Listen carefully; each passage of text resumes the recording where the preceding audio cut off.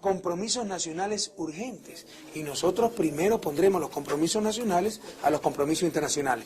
En buena hora, si podemos cumplir ambos, pero nuestras prioridades son muy claras. Primero, la vida antes que la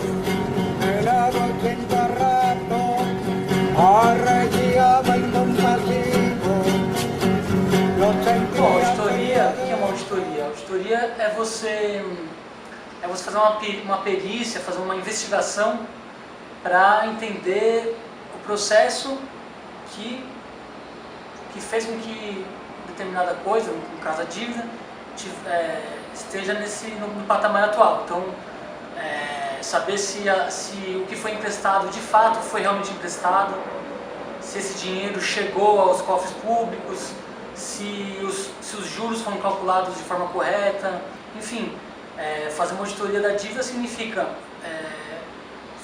voltar à origem da dívida e ir destrinchando cada período que foi contratado, como foi contratado, com que juros, com que etc e tal, com que condições e tal.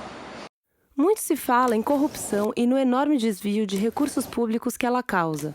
Segundo o Banco Mundial, em 2014 teriam sido desviados 85 bilhões de reais com a corrupção. Só na esfera federal teriam sido mais de 43 bilhões. Mas, no maior caso de corrupção do país, não se fala.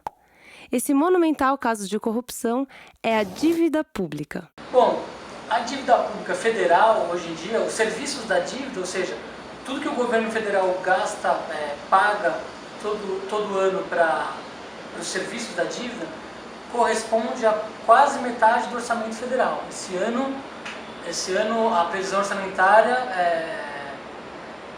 prevê um gasto de 47% do orçamento geral da União para o pagamento dos serviços da dívida, que é juros, amortizações e refinanciamento da dívida. A gente descobriu na CPI de 2009-2010, a CPI da dívida, na Câmara dos Deputados, é que o governo faz um outro tipo de pedalada, que é considerar uma parte dos juros como amortização, pega o total dos juros que os títulos remuneram, tira a parte que é da inflação, que é a reposição da inflação, ou a atualização monetária, e considera isso contabilmente como amortização. Com isso, o governo consegue emitir título para pagar juros, o que é vedado pela Constituição. Ο σημερινός θα μπορούσε να είναι μία από τις πλουσιότερες χώρες της Νότιας Αμερικής. Από τη στιγμή όμως που ανακαλύφθηκε πετρέλαιο, η χώρα γνώρισε μόνο δικτάτορες, φτώχεια, συσσωρευμένο χρέος και οικονομικούς δολοφόνους. My real job was deal making. It was giving loans to other countries, huge loans, much bigger than they could possibly repay.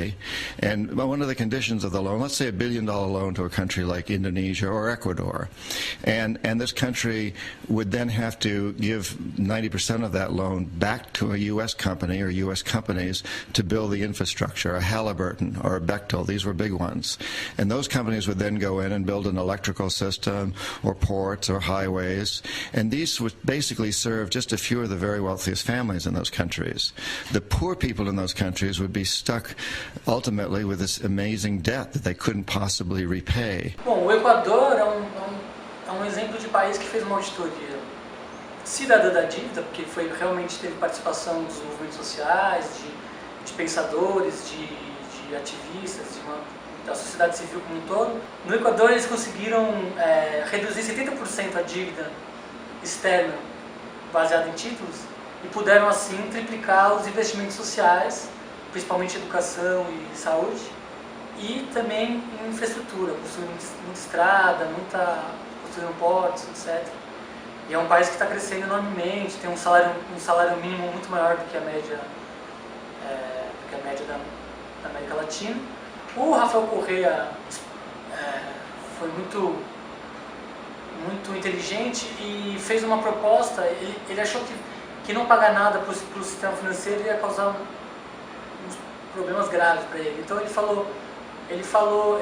fez uma proposta para os credores de recomprar os títulos a 30% do valor de face dos títulos. Então, dessa forma, ele anulou 70% do estoque da dívida externa.